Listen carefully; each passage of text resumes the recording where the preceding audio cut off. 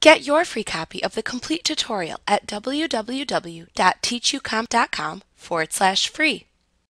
As discussed earlier, the Quick Edit mode has far fewer features than Expert Edit mode. There are notable differences between the two modes.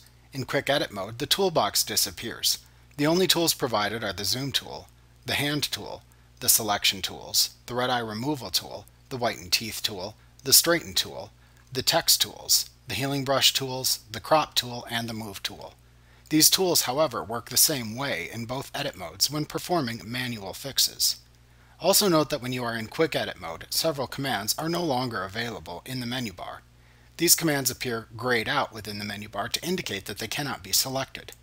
In addition, the panel bin changes to display different quick fix edits that are used to change image elements like lighting, color, and sharpness. The other panels from Expert Edit mode are not available. To apply one of the quick fix edits shown in the panel bin, click the small downward pointing arrow next to the name of the fix like exposure or color.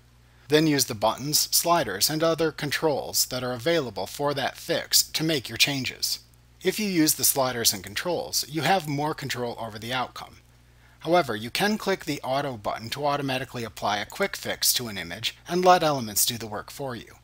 For most small fixes, this will work fine, but for greater precision, use the sliders.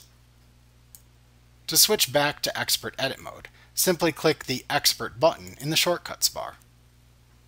Like what you see? Pick up your free copy of the complete tutorial at www.teachucomp.com/free.